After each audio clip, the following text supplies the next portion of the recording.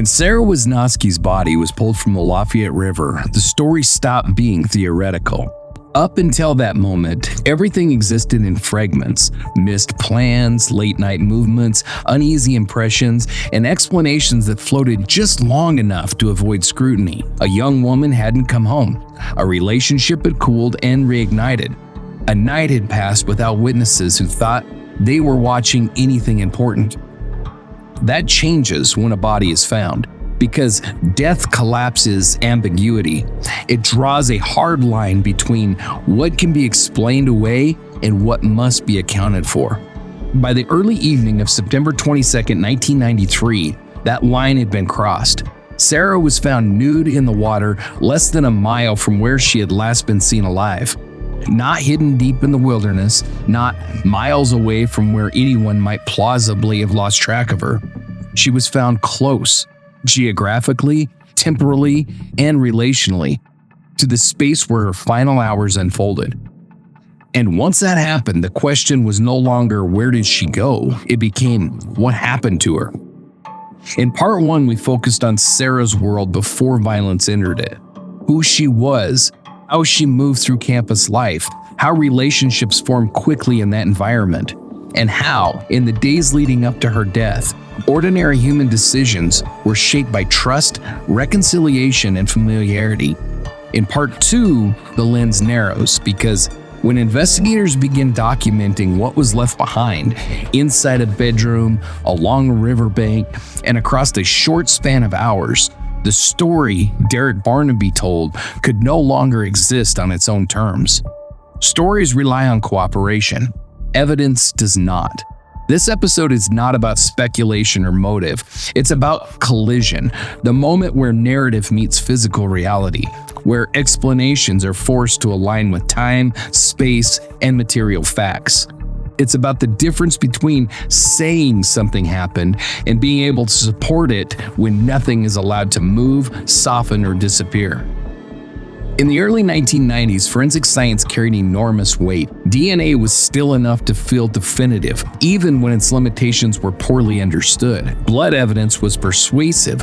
Injury patterns were interpreted with confidence, and once physical findings began to stack up, they shaped the investigation's direction almost immediately. That process did not begin in a courtroom, it began at a scene, in a room that did not look lived in anymore, with objects that were out of place, with injuries that could not be explained away, with a timeline that narrowed instead of expanding. This is the point where momentum becomes dangerous or decisive, where early conclusions harden, where alternative explanations begin to disappear, and where the system starts moving towards resolution long before every question has been asked. In this episode, we're going to walk through what was observed, what was collected, and what those early findings suggested before trials, before appeals, before death penalty debates entered the conversation. Because regardless of where you land on Derek Barnabei's guilt, the evidence that surfaced in those first hours matters. It shaped everything that followed. This is where certainty began to take form, and once certainty sets in, the rest of the system tends to fall in line. And that's where we're going now. Hey Angela, how's it going tonight? Hi John, I'm good. How are you? I'm good. I'm really good. Yeah. I feel like we're getting back into a routine, which feels It does. good. Yeah, you know, it does feel good. my life is resembling normal, I think. You know, I mean, I got some health issues coming, or I have some health issues that might affect things coming up, but we take it one day at a time and Yep. see what the world brings us, right? Hopefully good things. Well, we're hoping so, but welcome back, listeners, to Dark Dialogue. If you're just joining us, this is part 2 of our series on the murder of Sara Wisnosky. In part 1, we stayed deliberately upstream. We focused on who Sara was, the world she was stepping into, and the sequence of decisions and interactions that placed her in proximity to danger without rushing ahead to conclusion. Tonight, that changes because by the end of September 22nd, 1993, Sara was no longer missing. She'd been found, and the investigation was no longer about uncertainty, it was about interpretation. Before we go any further, a quick note to our listeners and to our viewers. If you value this kind of slow, careful, evidence-driven storytelling, please take a moment to like, follow, subscribe, and leave a review wherever you're listening or watching. Those small actions genuinely help this work reach more people and keep these stories alive. And if you're new here, welcome. Dark Dialogue isn't about shock value or quick answers. We take cases apart piece by piece so you can understand how investigations actually unfold, how narratives form, and how systems respond once violence enters the picture. If you haven't listened to part 1 yet, we do recommend starting there. This episode builds directly on that foundation. In this episode, we're moving into the aftermath. We'll talk about what was discovered, what was observed, and how early evidence began shaping the direction of the case almost immediately. Then we'll get into the theories, the courtroom arguments, and what was found, what was suggested. But this is the point where stories meet physical reality, where explanations stop floating, and where the system begins narrowing its focus. It's also where perspective really matters. What something looks like in the moment, what responders notice first, and what gets documented early can influence everything that comes later. That's what we'll be unpacking tonight. So settle in. This is part 2 of the murder of Sara Wisnosky. Before we continue, we need to share an important content warning. This episode includes discussion of the violent death of a minor. We will be talking about acts of physical violence, sexual violence, and homicide. While we will approach these topics with care and purpose, some portions of this episode may be distressing or difficult to hear. Listener discretion is strongly advised. Please take care of yourself and step away at any point if you need to. So when officers arrived on Mayflower Road on the evening of September 22nd, 1993, they were not responding to a missing persons report. They were responding to a body. This was a quiet residential street in Norfolk. Yards sloped gently towards the Lafayette River, short concrete staircases descending into what was less a river than a narrow tidal canal like we talked about. Okay. It was calm, shallow, residential in a way that made what waited there feel immediately out of place.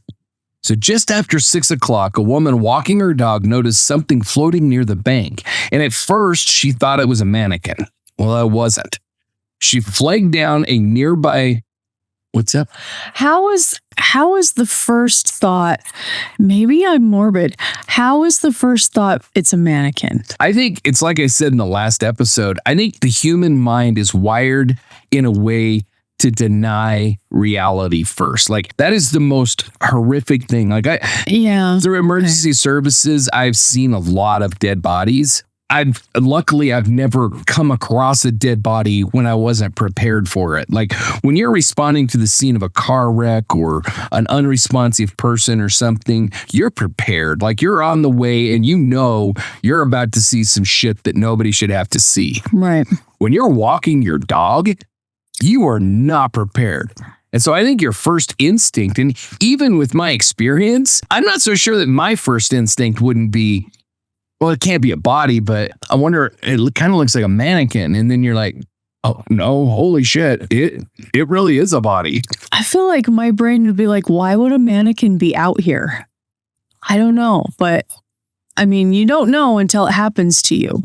Yeah, I don't think it's that unusual. It's not that unusual because case after case after case after case, especially when they're floating in water, comes up. I thought it was a mannequin. And some of that it was a doll. I thought it was okay. Some of that is what happens to the color of a human body after death. You lose the power that you normally have. So, you know, and water does that too. Well, the thing about water is it covers. So you know of what lividity is, when basically the blood in the body. Well, let's say you're floating face down. The water is hiding the lividity. Mm-hmm. And so what is poking out of the water is the area of the body where the blood is drained out of. Right. So it's very white colored. It doesn't look human. Okay. So I can understand, especially in water, I can understand that being like, how it would kind of looks like a body, but it doesn't, you know, it's not the right color, and it's not, and she was naked. And so you don't have clothing that you can So I can understand. I really can. Okay. It just struck me as like, why would you assume it would be a mannequin in this particular place? Now in Wyoming, I would never, because mannequins are hard to come by. Oh yeah. Yeah. Yeah. If you find something in Wyoming, it's a body. Yeah. I would imagine that they find stuff floating in this river all the time. Yeah, it's probably sadly true. Yeah. But the woman flagged down a nearby patrol car and she directed the officers to the water line. And what they saw there would define the case from that moment forward. It was a young female body, completely nude, floating face down near the steps leading from a backyard into the Lafayette. The water at the bend was still, the body close enough to the shore to be reached without entering the river. One account would later describe her as blue and bloated, evidence of hours in the tidal water, but not days. Officers secured the area and they called for supervisors, detectives, and EMS. The scene was documented before the body was brought ashore and transported for examination. But even in those first minutes, it was already clear that this was not an accidental death. Not because of what had been concluded, but because of what was lying right there. And this is where I got to deviate and draw attention to the fact that I think I was wrong about the fact that he could have thrown her in the water at the end of his street. And the reason is because what was found on the shore near her body. He threw her in the water at this point. Okay. But on the concrete steps leading down to the water, officers found a single leather shoe. Nearby, a washcloth stained with blood. And on the body itself, a high school class ring engraved with initials that would soon provide a name. Within hours, the victim was identified as 17-year-old Sara Wisnosky, a freshman of Old Dominion University. That identification changed everything. What had begun as a river recovery became a homicide investigation with a known victim, a known last location, and physical evidence pointing away from the water and back towards the land. Specifically, back toward a house less than a mile away. At this stage, investigators were not building theories. They were following gravity, physical, geographical, and evidentiary. A body in the water, personal items on the steps, and a growing indication that whatever happened to Sara did not begin at the river. This riverside scene was not the crime itself. It was where the crime surfaced. And from here, the focus would shift away from the Lafayette and toward what happened before Sara ever reached the water. So in the first hours after Sara Wisnosky's body was recovered from the Lafayette River, detectives were not looking for a suspect. They were looking for a name. The high school ring found with her body provided the first foothold, SJW. It wasn't a clue that required interpretation. It was identification waiting to be confirmed. And once investigators connected the ring to 17-year-old Sara Wisnosky, the Old Dominion freshman living in Rogers Hall, the focus shifted immediately to a simple question. Where was she supposed to be? That question is where the investigation turned, not dramatically, not controversially, but cleanly and quickly. Detectives contacted Old Dominion University and they located Sara's roommate, Vicki Van Belkom. What Van Belkom told them mattered, and not because it was emotional or speculative, but because it was specific. She explained that on the evening of September 21st, Sara had called her, not to say that she was missing, not to say that she was in trouble, but to do what she routinely did when she stayed off campus. She called to say that she would not be coming back to the dorm that night, and she named exactly where she would be staying. Derek Barnabei's house on West 48th Street. Or surf. The call established something critical. Sara had a destination and it was known. And from there, detectives moved outward, not forward. They confirmed that Sara's clothing, belongings, and personal items were still in her dorm room. Nothing was packed. There was nothing removed. Nothing that suggested she intended to disappear. That eliminated a runaway narrative before it ever even formed. And next came confirmation. Detectives went to the West 48th Street rooming house and they began speaking with the people who lived there. Housemate Troy Meglamont confirmed that Sara had arrived at the house that night. Other occupants placed her not just in the house, but in Derek Barnabei's bedroom. And as far as anyone could say, that was where she'd last been seen alive. At this stage, no one was accusing anyone of murder. What police had was a straight line: a known victim, a last phone call, a confirmed destination, a confirmed room. That is how investigations narrow, not through suspicion, but through verification. And on September 23rd, the day after Sara's body was recovered, officers returned to the house to conduct more formal interviews. And based on what they now knew, that Sara had been in Derek's room and was dead within hours, they sought and obtained a search warrant.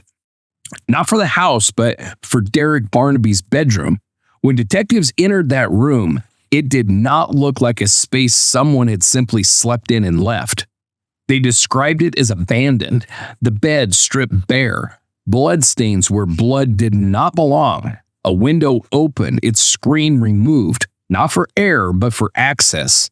What investigators saw inside that room did not answer every question, but it answered the most important one.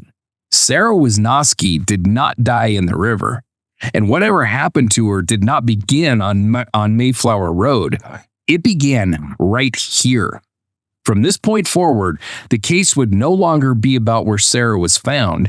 It would be about what happened inside a single room on West 48th Street and how the physical evidence inside it spoke louder than anything anyone would later say.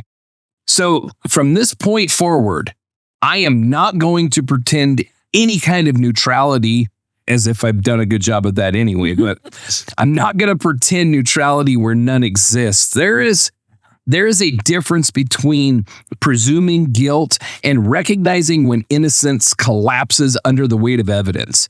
And what police found inside Derek Barnabei's living space was not ambiguous. It was not circumstantial fog. It was not compatible with any innocent explanation.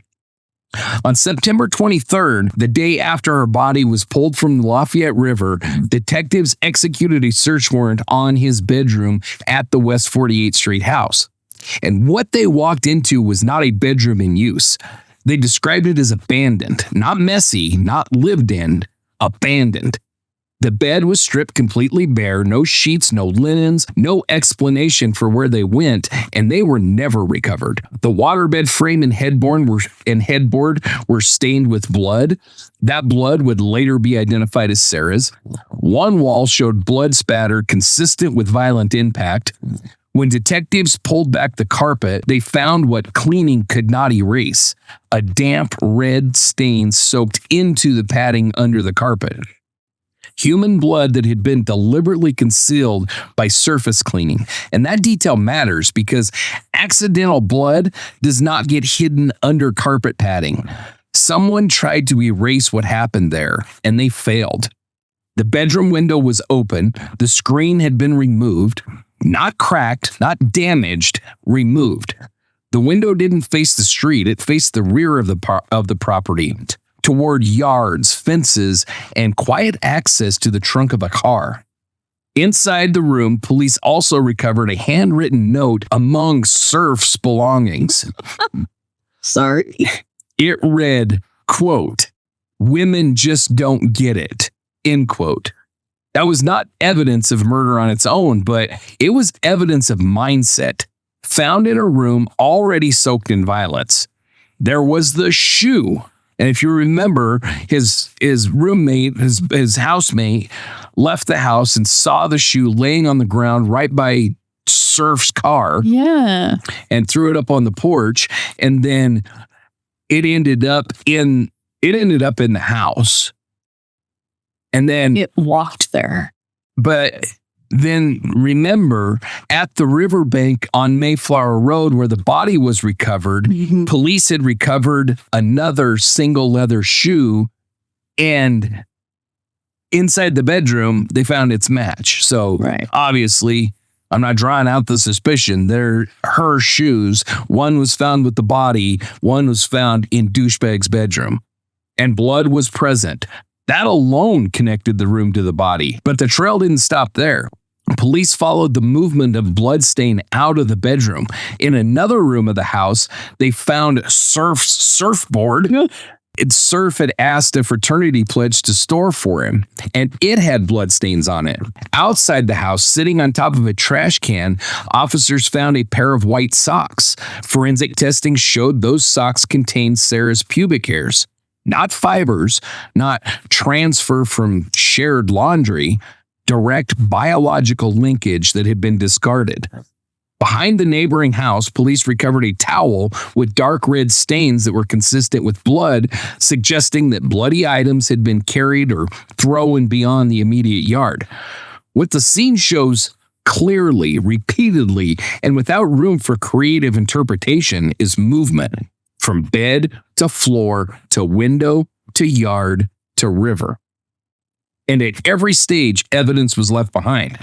This is not what innocence looks like. An innocent man does not strip a bed and lose the sheets forever. He does not conceal blood under carpet. He does not remove window screens in the middle of the night. He does not scatter bloodied items across rooms, trash cans, and neighboring yards. And he does not end the night with a dead girl in a river less than a mile away. Derek Barnabei's room was not merely associated with violence, it was saturated with it. By the time detectives finished documenting the space, the question was no longer if a crime had occurred there. The only remaining question was how much of the truth Derek had already tried and failed to carry away with him. And next, we're going to look at what the science revealed once the body, the room, and the injuries were finally examined together, because whatever story Surf tried to sell later, the evidence never bought it. Now, before we continue, I gotta stop and say again, this next segment contains explicit medical findings from the autopsy of Sara Wisnosky. These details involve extreme violence against a minor and may be difficult or distressing to hear. If you need to step away, now is the time. You can skip ahead approximately 3 or 4 minutes to avoid the forensic discussion, and you can rejoin us afterward. For those who choose to continue, understand this.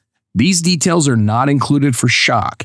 They are included because they explain what happened, how it happened, and why the evidence could no longer be ignored.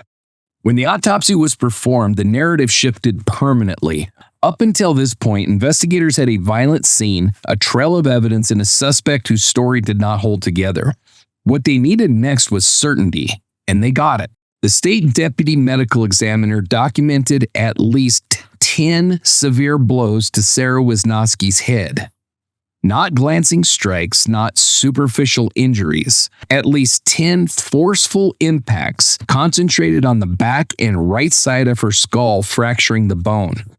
The examiner testified that the injuries were consistent with a heavy, blunt object, specifically something like a ball-peen hammer. This was not a single loss of control. It was repeated, deliberate violence. Sara had also sustained significant bruising to her abdomen. The examiner testified that these injuries could have been caused either by a direct blow or by the assailant kneeling on her body to hold her in place. And that detail matters because it speaks to control, to restraint, to a victim being overpowered while still alive. The injuries did not stop there. The autopsy documented bruising on Sara's neck and larynx, along with petechiae on her face. Tiny hemorrhages that in forensic medicine are a classic indicator of mechanical asphyxiation. The examiner was clear in his testimony. These findings were consistent with manual strangulation. Hands, pressure, sustained force applied to the neck. In addition to the head trauma and the asphyxia, the examiner documented bruising to the vaginal opening and a half-inch tear to the anal opening. He testified that the bruising occurred before death and that the anal tear was inflicted very close to the time of death. The cause, in his professional opinion, was forcible stretching. The testimony left no room for ambiguity. This was not accidental injury. It was inflicted. The medical examiner further testified that drowning was not the cause of death. While a small amount of fluid was found in Sara's lungs, it was not sufficient to establish drowning as the fatal mechanism. However, and this point is critical, he could not rule out the possibility that Sara was still alive when her body was placed in the water. What he could say definitively was this: the primary cause of death was catastrophic head trauma. Mechanical asphyxia or strangulation was a contributing factor. Taken together, the autopsy told a single unified story. Sara Wisnosky was beaten, she was restrained, she was strangled, she was sexually assaulted, and she was placed into the river afterward. This was not a sudden accident, and it was not panic. It was not a misunderstanding. It was a sustained assault that unfolded over time with multiple mechanisms of injury inflicted while Sara was alive. And once those findings were placed next to the blood-soaked bedroom, the missing bedding, the removed window screen, and the trail to the river, there was no version of events left where this could be anything other than intentional, personal, and lethal violence.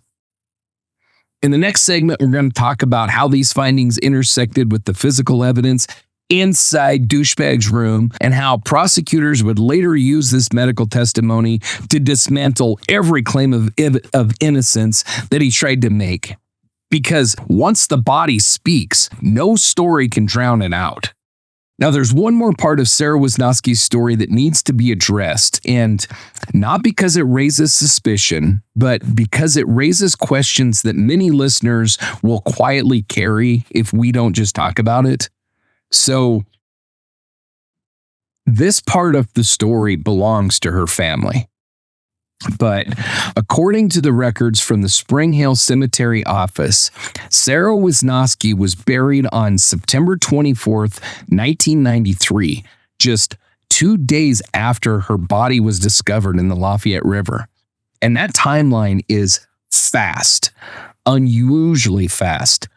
It's a lot of fast. In most homicide cases, burial is delayed to allow for extended forensic review, legal documentation, and investigative coordination. But speed alone does not indicate anything improper. It just indicates urgency. It indicates grief.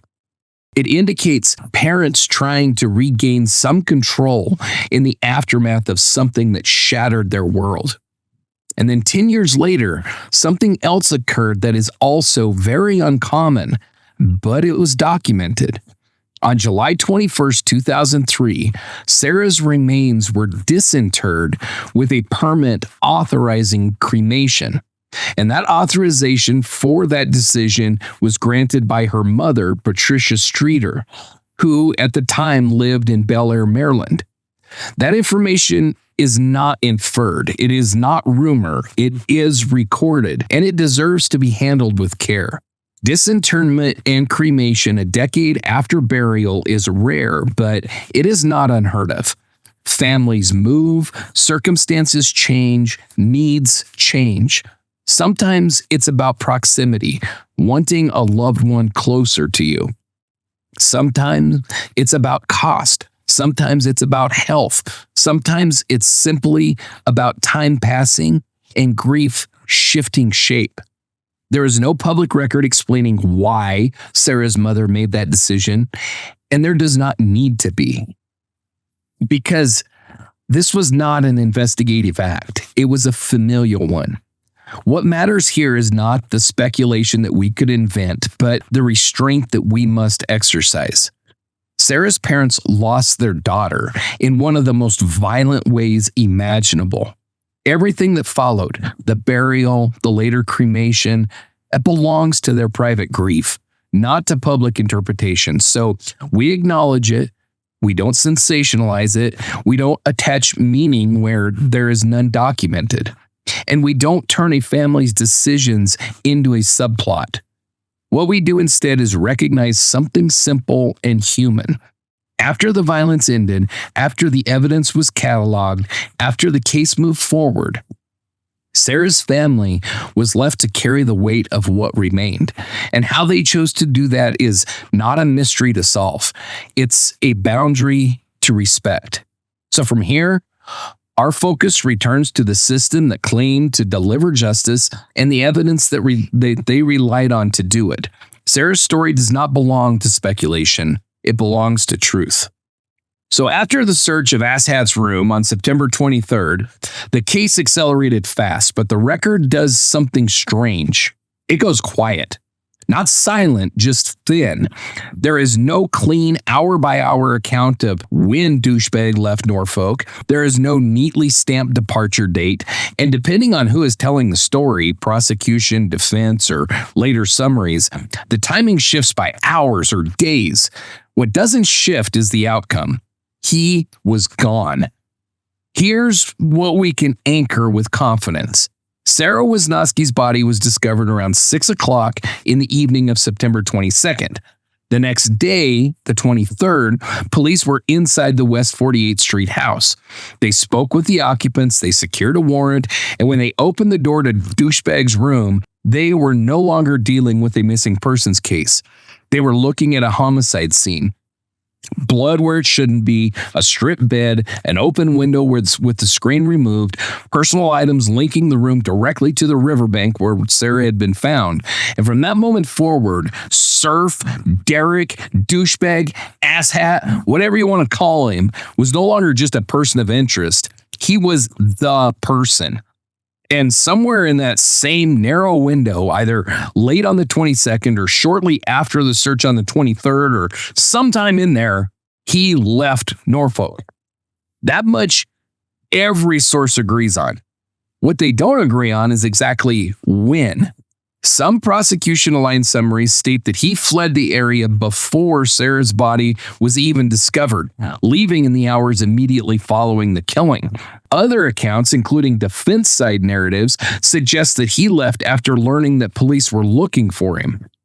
After calls were made, questions were asked, and the walls started to close in. Those differences matter legally, but they don't matter to the narrative. They point in the same direction. Because whether he left before the body was found or after his room was searched, the through line is the same. He did not stay. He did not contact police. He did not return, and he did not make himself available to answer questions. Instead, Asshat disappeared from Virginia and resurfaced months later under an assumed name living in Ohio. That disappearance is not a footnote. It is the hinge between suspicion and pursuit. Once Norfolk detectives confirmed that he was gone, and once they understood the scale of what had happened inside that bedroom, the case shifted from a local investigation to a fugitive search. Warrants were obtained, his information was entered into law enforcement systems, and the working assumption became clear. They were no longer looking for Derek Barnabei. They were looking after him. What's missing in the record is just as telling as what's present. There was no documentation of Derek speaking with police during this window, no voluntary interview, no attempt to clear things up, no explanation offered in real time. From the moment he left that house, the next fixed point in the story doesn't arrive until December 19th, 93, when he was arrested in Cuyahoga Falls, Ohio, living under a false identity. That 4-month gap isn't filled with answers, it's filled with absence. And absence in a case like this speaks very loudly. By the end of September, Derek Barnabei was no longer a college town figure trying to manage a story. He was a man on the run. And from here forward, the case stops being about what people said and becomes about what the evidence forced them to confront. One of the hardest things to pin down in this case is when each lie was discovered. And that's not a failure of research. It's the nature of the deception. Derek Barnabei didn't tell one big lie that collapsed all at once. He lived inside a layered fiction, one that unraveled gradually as investigators, prosecutors, and witnesses began comparing notes. Some of these falsehoods were uncovered in the frantic days after Sara's murder. Others surfaced during the manhunt. Still more were exposed in court under oath years later. But the timing matters less than the pattern, because Across every phase of this case, before the murder, after the murder, during the investigation, at the trial, Derek Barnabei was lying about who he was. Not accidentally, not defensively, deliberately. At Old Dominion, he wasn't Derek Rocco Barnabei at all. He was Serafino, or Surf, a curated identity designed to sound worldly and impressive and just a little bit dangerous. He told students that he was a Rutgers graduate, that he was educated, accomplished, already through college. That wasn't true. He told people he was a full member of Tau Kappa Epsilon. Not just affiliated, not just around, an actual brother. That wasn't true either. What investigators later established was far simpler and far less impressive.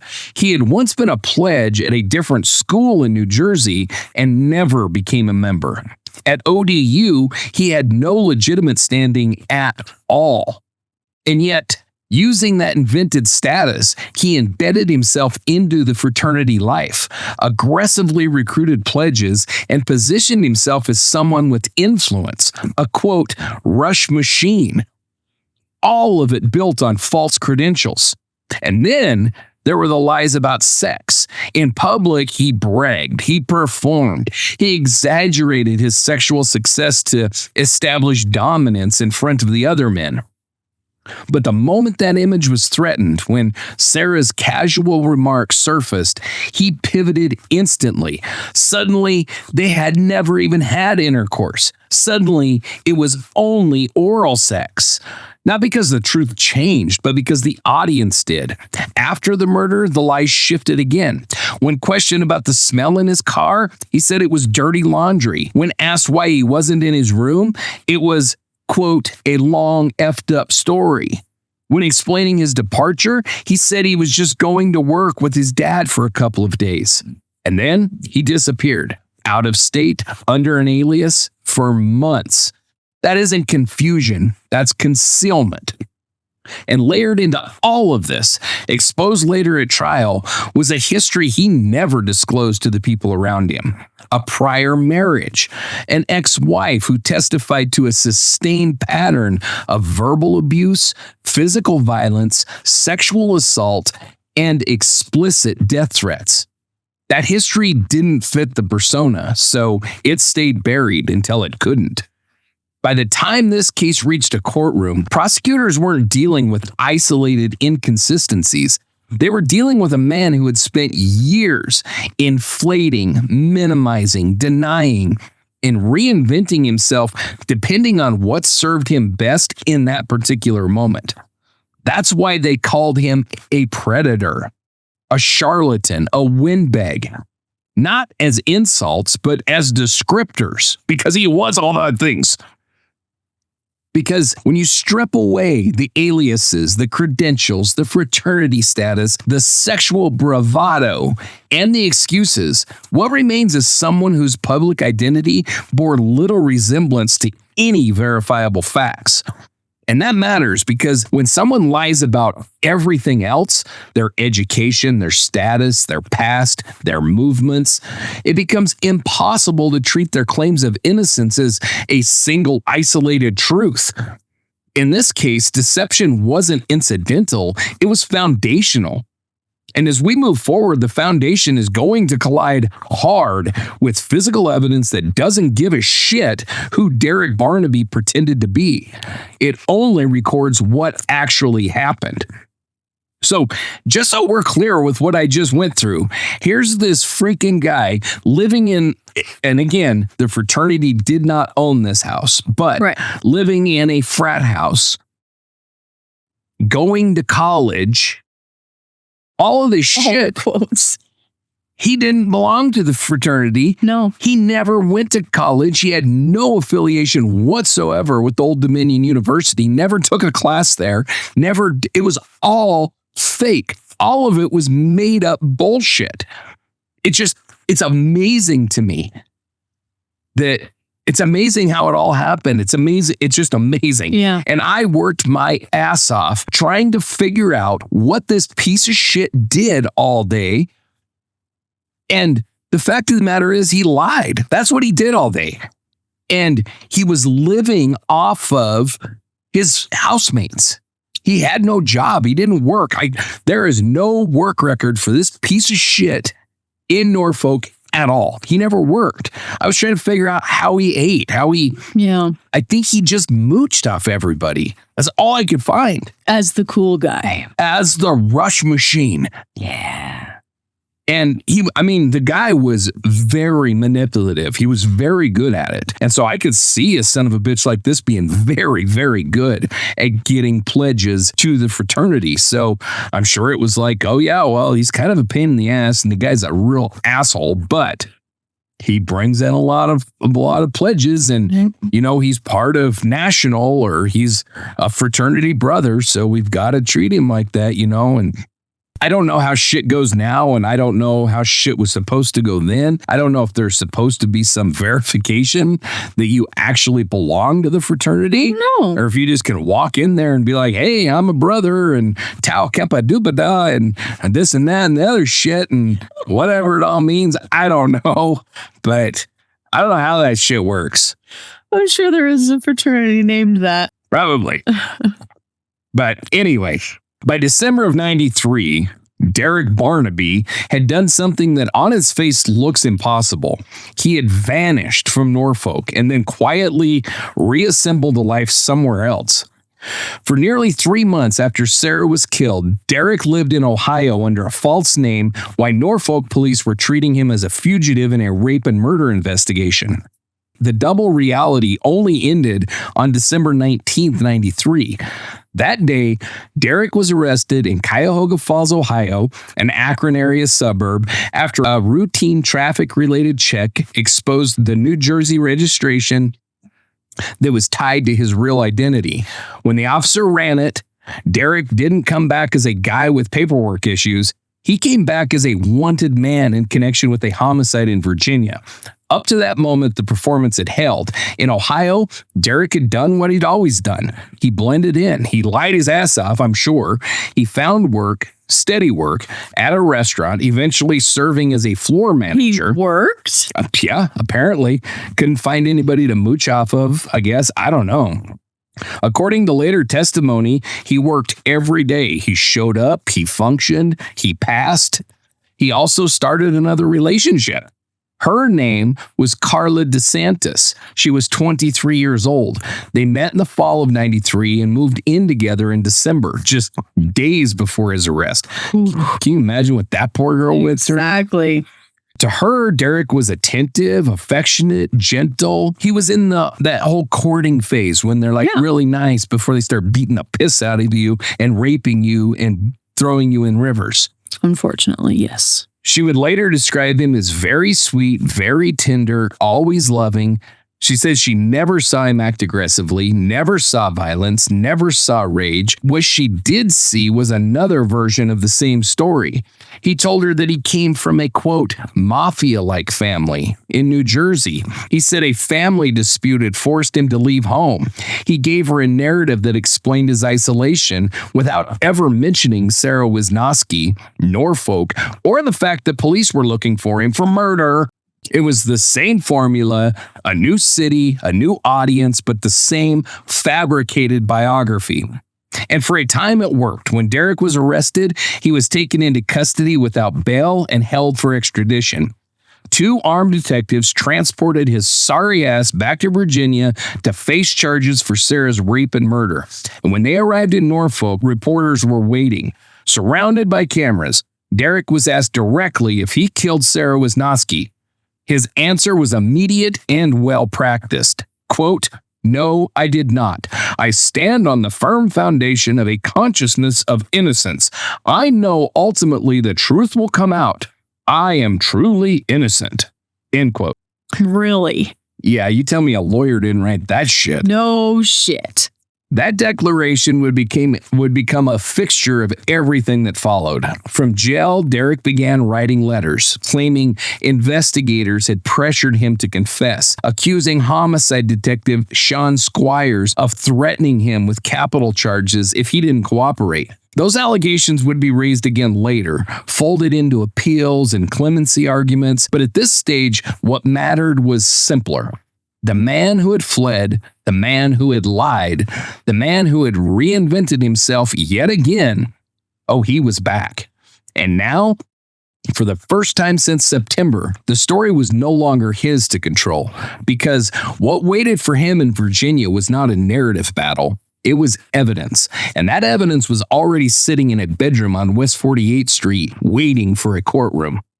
So in the months after Sara was killed, the case against Douchebag didn't move forward all at once. It moved in layers, as court cases do. Yeah. And that matters because one of the arguments that would later be raised in Derek's defense was that the charges against him were, quote, changed, that prosecutors somehow escalated the case after the fact. Now, what actually happened is far more procedural and way, way, way less sinister. So, in April of '94, Asshat appeared in Norfolk Juvenile and Domestic Relations District Court for a preliminary hearing. Judge Charles Poston presided. And at that point, what? Juvenile? Yeah, it's just the name of the court. I don't know. Okay. I don't know why he was in that court, but yeah, it's just... That strikes me odd. Okay, continue. It did me too, but I got nothing on that. But at this point, the charge on the table was first-degree murder. Not capital murder, not rape and murder, first-degree murder only. And that wasn't because investigators didn't suspect sexual violence, and it wasn't because the forensic work, or it was because the forensic work simply wasn't finished yet. At the preliminary hearing, a forensic technician testified about blood found in Derek's room, on the walls, around the bed, and beneath the carpet. The key phrase there was human blood. At that stage, it had yet to be typed. It had yet to be conclusively linked to Sara through laboratory analysis, and critically, no rape evidence was presented at all during that hearing. This wasn't a judgment call. It was a timing issue. Preliminary hearings are not trials. They're threshold checks. They're designed to answer one narrow question. Is there probable cause to believe that this person committed this crime? And Judge Poston ruled that there was. Based on the human blood, the last seen alive evidence, and the connection between Asshat's room and the river scene, the judge found probable cause for first-degree murder and certified the case to a grand jury. Then, the investigation didn't just stop. It kept going. So between April and September of 1994, the Commonwealth completed and organized the sexual assault evidence.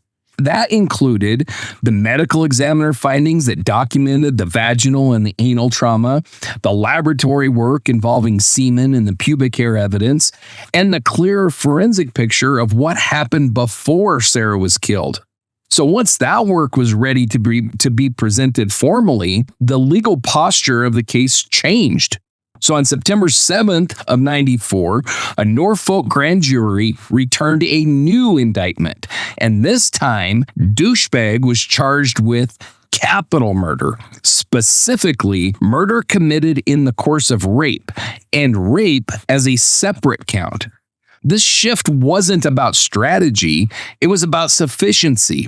Virginia law is very specific. A homicide becomes a capital offense only when certain qualifying factors, like rape, are legally established. In April, that threshold hadn't been met yet, but by September, it had. So the case evolved the way criminal cases usually do. Not all at once, but as evidence matures. And from that point forward, Asshat was no longer facing a life sentence charge. He was facing the death penalty. That's where the legal stakes changed permanently, and it's where the courtroom phase of the story truly begins. So by the time this total piece of shit went to trial in the spring of 1995, the case against him had hardened. This was no longer about suspicion or about proximity. It was about reconstruction. The trial was held in Norfolk Circuit Court in May and June of 1995 before Judge William Rutherford. The charges were capital murder, killing in the commission of rape, and rape itself. And from the Commonwealth's perspective, the case was built on three pillars: forensic science, physical linkage, and time. Now, there was no eyewitnesses who saw Derek strike Sara, and there was no confession. Instead, the jury was asked to look at what remained after the violence stopped. They heard from housemates who described the night in fragments: the music that wouldn't get turned down, the locked door, the frantic effort to move a car in the early morning hours, the strange, vacant behavior afterward. They heard from the medical examiner who described a beating that involved repeated, forceful blows to the head, signs of strangulation, and sexual injuries that, according to his testimony, were not consistent with any kind of ordinary consensual sex. They heard from forensic experts who tied blood in Derek's room directly to Sara, on the bed frame, the wall, the carpet beneath the carpet. They heard about the shoe at the riverbank and its match in his room, the socks in the trash with Sara's pubic hairs, the blood-stained surfboard moved out of the room, the note left behind, quote, "Women just don't get it." And they heard about Derek's behavior before and after, the humiliation at the fraternity gathering, the anger, the contradictions, the flight from Norfolk, the assumed name in Ohio. The defense, by contrast, presented very little during the guilt phase. Derek did not testify. Only two defense witnesses appeared, and neither offered an alternate account of what happened in that room. Instead, defense counsel focused on absence. There's no eyewitness, uncollected prints, unexamined items, and the argument that whatever sex occurred could have been consensual. After deliberation, the jury rejected that framing, and on July 14th, 1995, they convicted Derek the asshat Barnabei of both rape and capital murder, and the next day, they recommended death. Now, what's important and often misunderstood is what happened after the verdict, because Derek didn't stop fighting the case and courts didn't rubber stamp everything. On appeal in the habeas proceedings, Derek raised dozens of issues. Many were dismissed outright. Some were waived, but a handful were taken seriously and reviewed closely. And one of the most important was this: rape had to be proven beyond a reasonable doubt. On that point, later courts actually agreed with the premise. They acknowledged explicitly that if the rape finding failed, the capital murder conviction could not stand. They did not treat rape as a technicality. They analyzed the evidence carefully. Where the courts disagreed with Derek was on the conclusion. Looking at the injuries, the violent context, the DNA evidence, and the surrounding behavior, appellate courts held that any rational jury could find beyond a reasonable doubt that the intercourse was non-consensual. In other words, they agreed with the legal standard, but not with Derek's claim that the standard wasn't met. They basically said, yes, you have to prove rape, and yes, they did prove rape. So, ipso facto, die, bastard. The same pattern played out elsewhere. Courts acknowledged that not every piece of evidence had been tested. They acknowledged that the investigation wasn't perfect. They acknowledged that defense counsel could have done more in some areas, but again and again, they returned the same question: would any of this have changed the outcome? And their answer was no. Not because the system is infallible, but because the remaining evidence was overwhelming. Later DNA testing ordered near the end of the appeals process did not weaken the case, it reinforced it. So while Derek won acknowledgement on narrow legal principles, how rape must be proven, how aggravators must be constrained, he did not win relief. Every reviewing court reached the same bottom line. The conviction stood, the sentence stood, and no constitutional error justified overturning either. So what matters is this: This was not a case where courts ignored defense arguments. It was a case where they examined them, and they still concluded that the evidence held. And that distinction matters because it tells us where the real fault lines are in this story. So by the fall of 1996, Derek Barnabei's case had already survived its first major test. On September 13, 1996, the Supreme Court of Virginia issued its ruling in Barnabei versus Commonwealth, and the court affirmed everything: the rape conviction, the capital murder conviction, and the death sentence. They rejected challenges to the sufficiency of the evidence. They upheld the admission of prior violence testimony from his ex-wife and a former girlfriend. They reaffirmed the constitutionality of Virginia's death penalty framework, including the, quote, vileness aggravator as applied to Sara's killing. The court's message was unambiguous. A rational jury could have reached this verdict, and nothing at trial required reversal. For Derek, that closed the state court door. Federal court was next. In June of 2000, the U.S. Court of Appeals for the 4th District denied his federal habeas petition in Barnabei versus Engellown. The court addressed the heart of his remaining arguments: ineffective assistance of counsel, untested evidence, and alleged investigative flaws. Again, the judges acknowledged the issues in theory. They acknowledged that some items were never tested. They acknowledged that defense counsel could have pursued different strategies. But they returned, yet again, to the same conclusion. Even if mistakes were made, Derek could not show prejudice. The evidence at trial, they said, was overwhelming. With that ruling, judicial review was essentially exhausted. So what came next did not happen in a courtroom. It happened in the final weeks before an execution date. So in late August of 2000, Derek's attorneys submitted a clemency request to Governor Jim Gilmore. At its center was a question that had lingered for years: the fingernail clippings. If Sara had scratched her attacker, those clippings might contain DNA from someone else. So on August 29, 2000, when court staff went to retrieve the fingernail evidence for testing, they reported that it was missing. For a brief moment, everything stopped. A capital case with an execution date, key biological evidence unaccounted for, and a question no one wanted to answer publicly. How does evidence disappear this late in the process? No shit. So Governor Gilmore ordered the Virginia State Police to investigate. The disappearance sparked international concern, protests, and renewed scrutiny of the case. Then, 2 days later, the evidence was found. It was not destroyed, it was not altered, but misplaced within the clerk's office outside the designated secure area. When the envelopes were examined, forensic officials reported that they were sealed, intact, and bore the original examiner's initials. There was no sign that they'd been opened or tampered with. Gilmore authorized DNA testing to proceed, and on September 11, 2000, the results came back.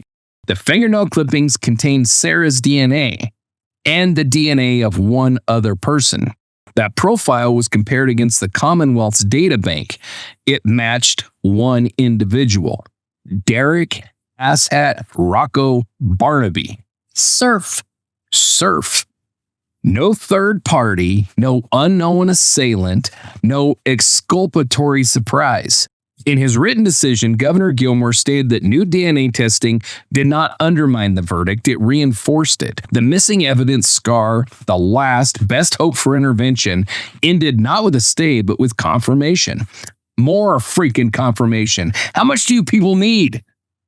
Clemency was denied. The execution moved forward. Now, what matters here is not just the outcome, but the process. This was not a case where late DNA testing was refused. It was ordered, it was completed, and it was used to make a final decision. And that decision did not save Asshat's life. And it closed one of the last unanswered forensic questions in Sara Wisnosky's case.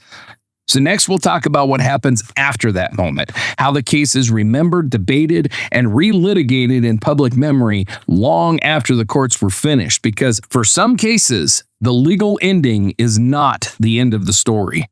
In the final weeks before Derek Barnabei's execution, something unusual happened. This was no longer just a Virginia case. It became an international flashpoint.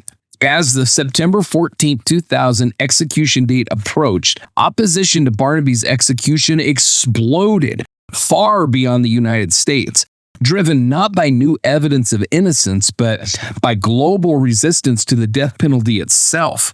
The scale of the response was staggering. Amnesty International later documented that Governor Jim Gilmore received 364 appeals urging clemency from inside Virginia and 31 messages supporting the execution. From outside Virginia, the numbers told a very different story entirely. More than 13,000 appeals urging clemency poured in from abroad. Not a single pro-execution message came from outside the state. Formal appeals arrived from the European Union, from senior officials across Europe, and from the Vatican itself. Pope John Paul II personally urged Virginia to halt the execution, adding his voice to those arguing that capital punishment was morally wrong, regardless of guilt. Nowhere was the response more intense than Italy. Italian media covered the case relentlessly, emphasizing Barnabei's Italian-American heritage and framing the execution as a symbol of the widening divide between American capital punishment and European human rights norms. Italy's president, prime minister, justice minister, and leaders of every major political party appealed for clemency. Italian lawmakers traveled to Richmond to plead directly with Governor Gilmore. The Tuscan region, where Barnabei's grandfather had immigrated from, offered to fund additional DNA testing, even as new tests were already underway in Virginia. Public demonstrations followed. A protest tent was erected outside the Coliseum, where Italians lined up to send emails to the governor under banners reading, quote, "Let's save Barnabei." Rome's mayor ordered the Colosseum lit in gold, a symbolic protest against the death penalty.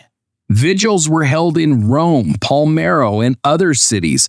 Crowds gathered outside the Pantheon. Some Italian athletes even threatened symbolic protests at the Sydney Olympic opening ceremonies if the execution went forward. Italian state television aired Dead Man Walking in the days leading up to September the 14th, and on the night of the execution, broadcast live coverage of vigils from across Italy and from outside the Virginia prison itself. European officials were blunt. The Speaker of the European Parliament called the execution, quote, "sad and revolting," condemning what he described as the macabre scenario of carrying out a death sentence. The European Union lodged formal diplomatic objections. This wasn't subtle pressure. It was sustained, visible, and deeply political. Inside the United States, the reaction was more muted. A few dozen death penalty opponents held a candlelit vigil outside Greenville Correctional Center. The U.S. State Department quietly issued a security advisory warning Americans in Italy to be cautious amid heightened tensions. And Governor Gilmore responded directly to the criticism. In denying clemency on September 11th, he acknowledged that, quote, "many in this country and foreign countries," end quote, were mounting what he called a generalized assault on capital punishment. But he rejected it. Virginia, he said, had the right to set its own moral standard, and that standard was that violent murder would not be tolerated. What matters here is this distinction. The international outcry was not driven by a collapse of the case against Derek Barnabei. By that point, the courts had ruled. The DNA testing had been completed. The fingernail evidence was examined. The protests were about the death penalty itself, about whether the state should execute anyone, even after guilt had been affirmed again and again. But on the night of September 14, 2000, Virginia proceeded. Despite the Vatican, despite the European Union, despite the Colosseum glowing gold, Derek Barnabei was executed. And with that, the legal case ended. But the argument over what justice meant for Sara Wisnosky's death did not. That debate would continue long after the lights outside Greenville went dark.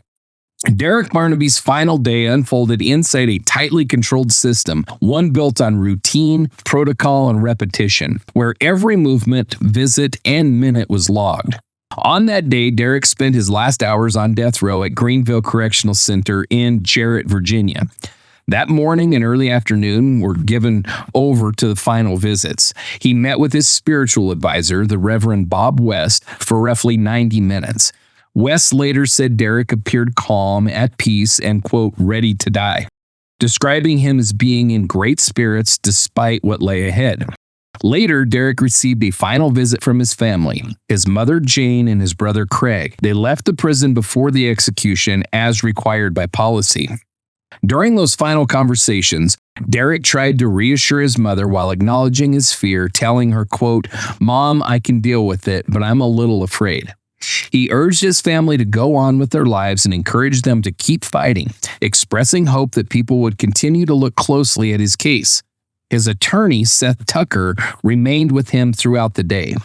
Derek spent much of the afternoon on the phone with his mother, and about 2 hours before his execution, he wrote out a handwritten will. He had initially asked to be cremated, but at his mother's urging, agreed instead to burial, with arrangements made for his body to be sent to Summers Point, New Jersey.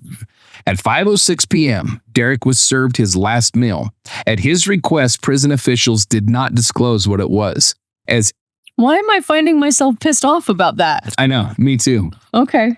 So, as evening approached, the prison moved into its final execution protocol. Derek was the 79th person executed in Virginia since the state resumed capital punishment in the modern era. At 8:54 p.m., he was escorted into the execution chamber. He wore a blue shirt, dungarees, white socks, and blue shower slippers. In the witness room were corrections officials, clergy, media representatives, and his attorney. No member of Sara Wisnosky's family was present. As Derek entered the chamber, witnesses reported that he stared directly at Corrections Director Ron Angelone, who stood near a red telephone linked to Governor Jim Gilmore's office in the event of a last-minute intervention. There would be none. Inside the chamber, Father Jim Gallagher, a Roman Catholic priest, spoke briefly with Derek and then moved to the witness area where he whispered prayers as the procedure began. At Derek's earlier request, his Jewish attorney, Seth Tucker, quietly recited the Shema, a central Jewish prayer from the witness room. When asked for final words, Derek said, quote, I am truly innocent of this crime. Eventually the truth will come out. He then expressed love for his mother and brother and thanked those who had supported him. At 9:02 p.m., the lethal injection chemicals began to flow. As the drugs took effect, Derek recited from Psalm 55:18, quote, He hath delivered my soul in peace from the battle that was against me, for many were with me. End quote. Witnesses said that his lips continued moving in prayer for a short time before he became unresponsive. At 9:05 p.m., Derek Barnabei was pronounced dead. Outside Greenville, roughly 24 death penalty opponents held a candlelight vigil. Over 50 journalists, many from Italy, were present at the prison. And across the Atlantic in Rome, the Colosseum glowed gold, illuminated in protest as the execution proceeded in Virginia.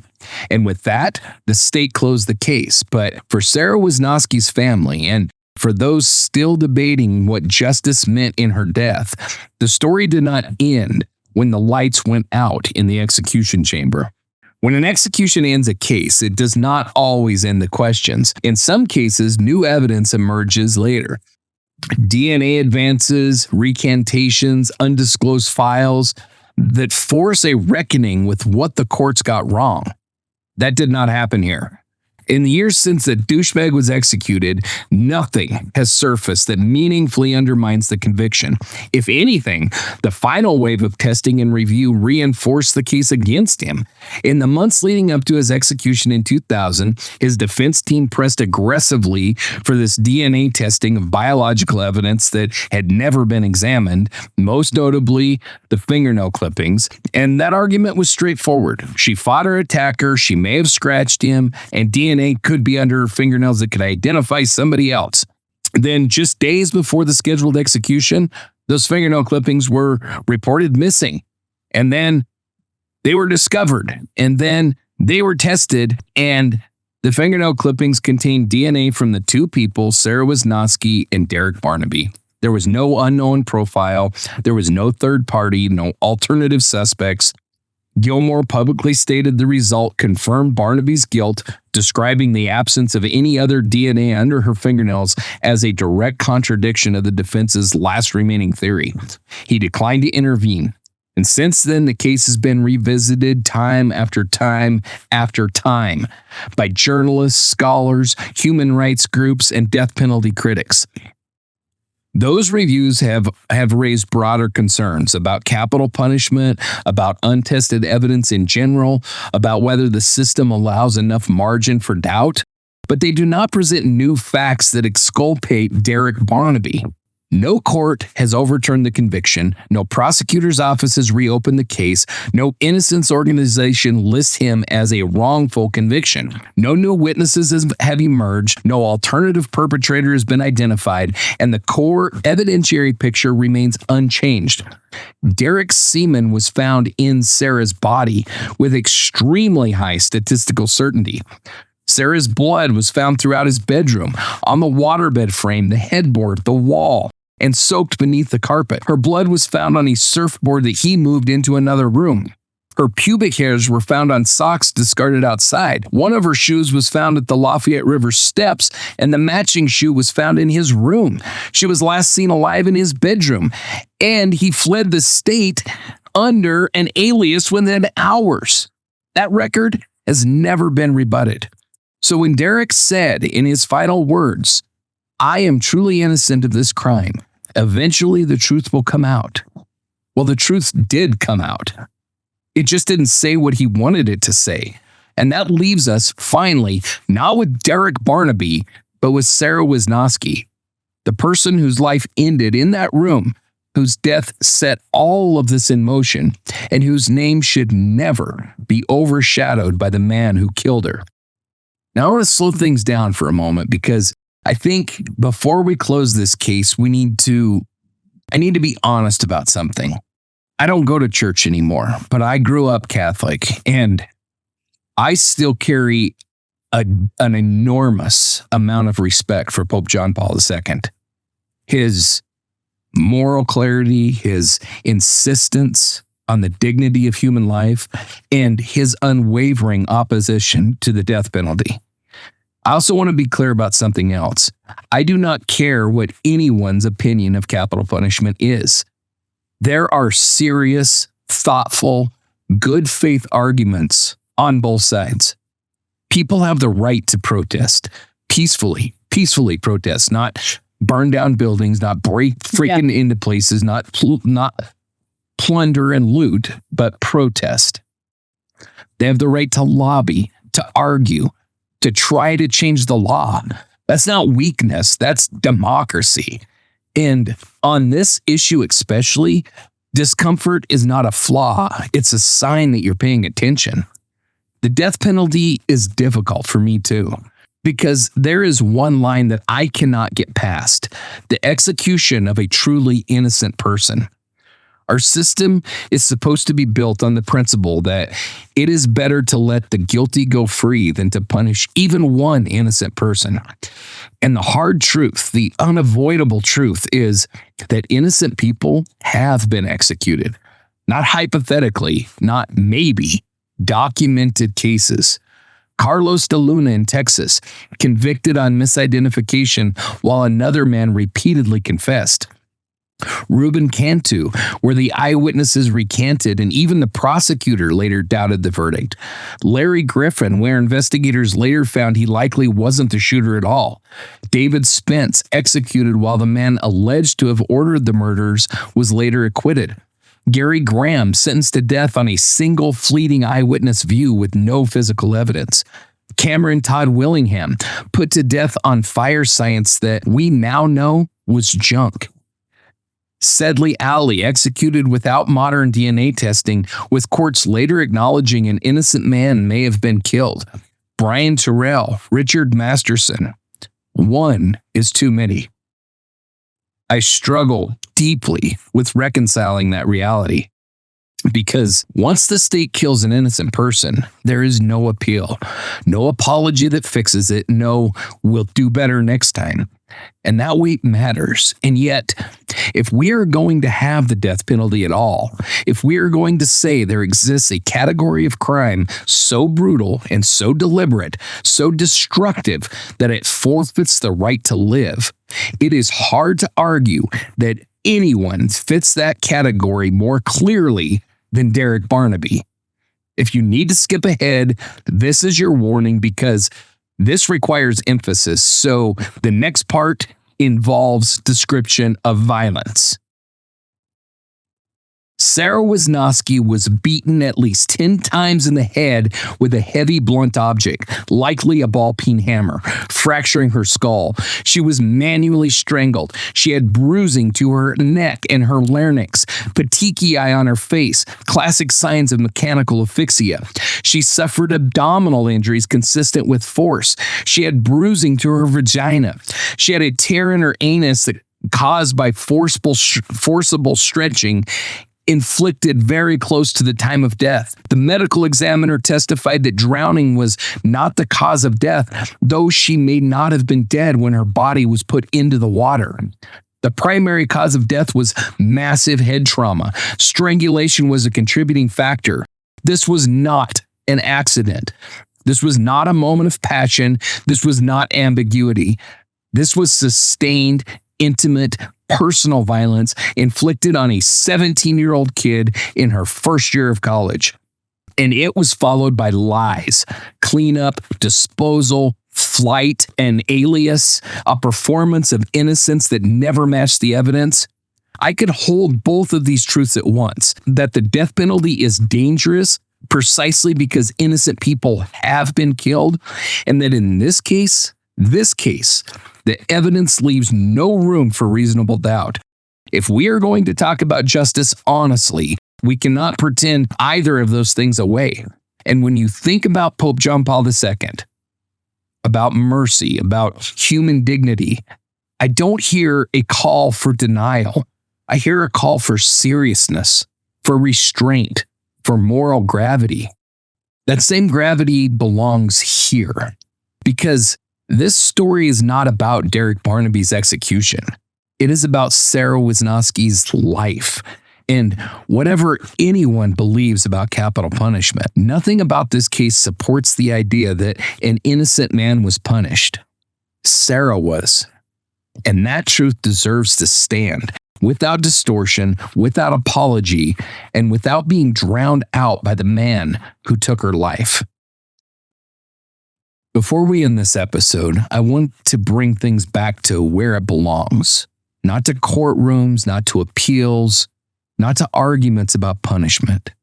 Back to Sara before she became evidence. She was a 17-year-old girl who had just started college. She was figuring out who she was in a world that still felt new. She was living in a dorm room that didn't yet feel permanent. Making friends, balancing freedom and responsibility, calling her roommate when plans change because that's what you do when you expect to be seen again.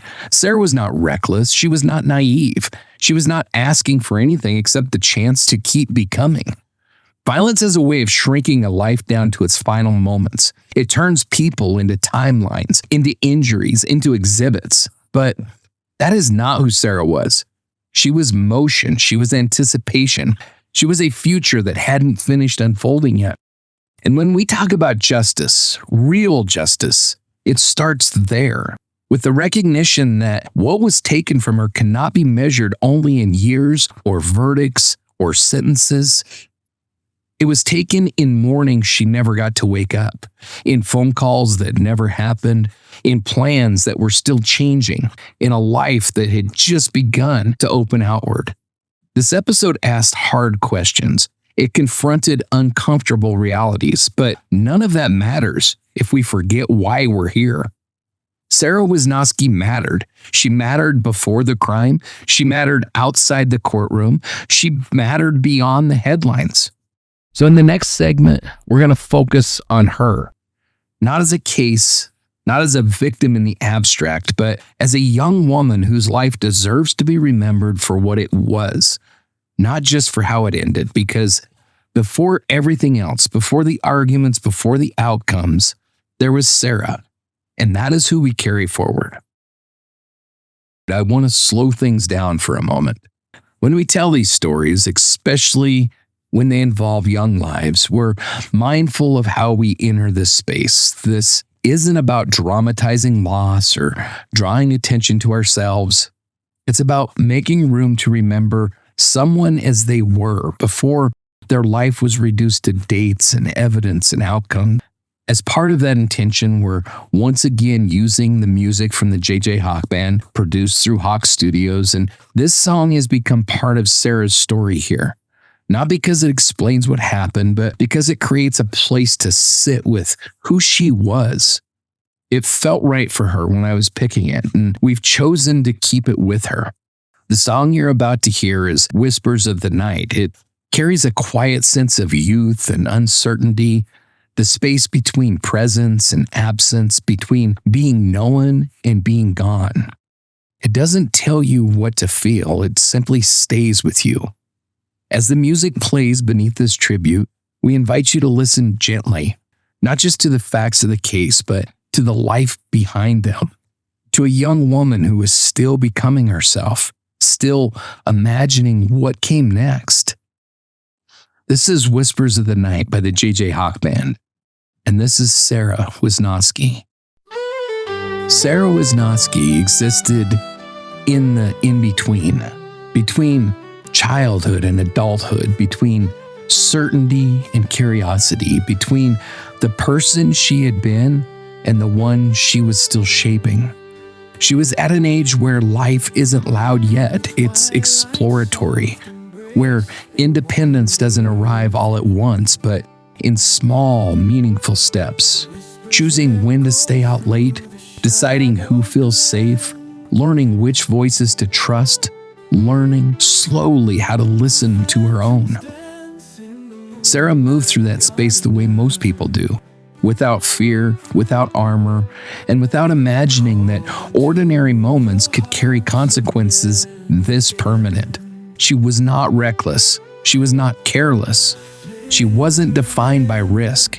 She was defined by openness, by the way young people still believe the world is mostly decent, by the way they assume tomorrow will arrive because it always has before. Sara had relationships that mattered to her, friendships that carried inside jokes, shared routines, and quiet understanding. She had people she checked in with, people who expected to hear from her again, people who noticed when she didn't come back.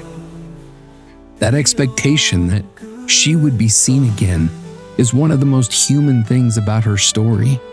She lived forward. She made plans casually, the way teenagers do, because the future still feels long. She didn't document every moment. She didn't lock herself away. She didn't live as if danger was inevitable, and she shouldn't have had to.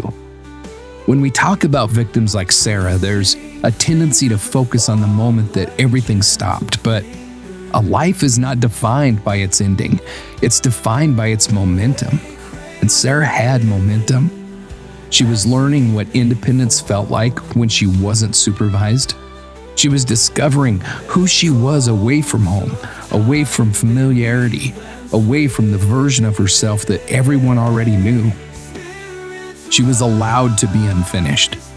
What was taken from her wasn't just time, it was possibility. the chance to look back one day and see how far she'd come, the chance to outgrow mistakes, to rewrite plans, and to surprise herself. She never got the chance to become older than her photograph. And that matters, because when we remember Sara, we're not remembering a case. We're remembering a young woman who trusted the world at a point when trust still felt reasonable. She didn't get the benefit of hindsight. She didn't get the warning signs that only exist after something goes wrong. She lived as people are supposed to live, open, curious, and unafraid. That isn't a flaw. That is not a mistake. That is not something to correct. It is something to honor. Sara Wisnosky mattered because she lived, because she laughed, because she expected tomorrow. And as we close this case, we've talked about the arguments and the outcomes, but before the system spoke, before the courts decided, before the world debated punishment and protest, there was a young woman whose life was still unfolding. That is who she was.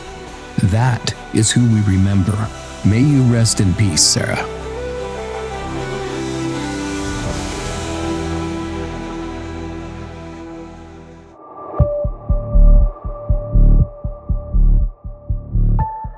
So that's where we're going to have to leave this episode. So yeah, that's the case. That is this insane case in a nutshell. Mm-hmm. I don't understand. I do not understand the whole. I guess it's just simply we don't like the death penalty. Yeah. But picking this guy as the poster child for that is the wrong move. I mean, there are people that are put to death that I would be like, I don't know. I mean, they committed the crime, they're guilty, but I don't know. Or there's the cases that I listed that were actually innocent people were put to death, but it seems like they could have done some research and found one of those. I agree, and like JP2, John Paul II, he was against the death penalty. So this was nothing new for him. This was not a specific case that John Paul II got involved with or spoke out. He was consistent. He was consistent for the sanctity of life when it came to abortion, when it came to the death penalty, when it came to everything. I mean, this is the man that visited the guy that shot him all the time in prison. Yeah. I mean, so for him, I get it. This was his life's work. This was his stance unequivocally. Right. So I would not expect anything different because that's just what he did. But for the other people, like, this is the asshat that I know. Because this guy and what he did, man, he is a total piece of shit.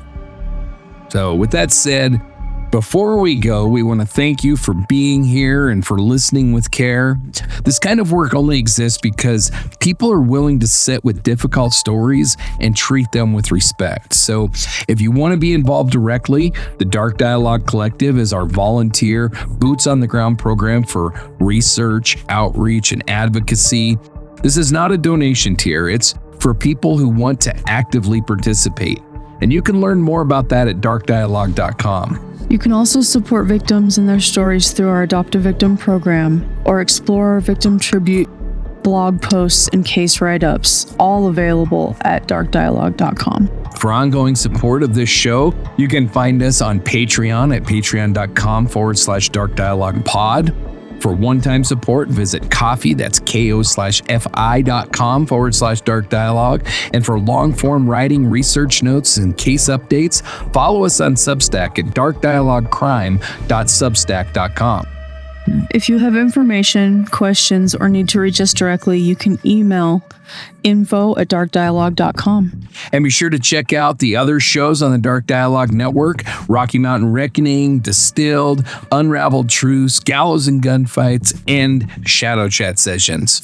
Wherever you're listening or watching, please like, follow, subscribe, leave us a review, and turn on notifications.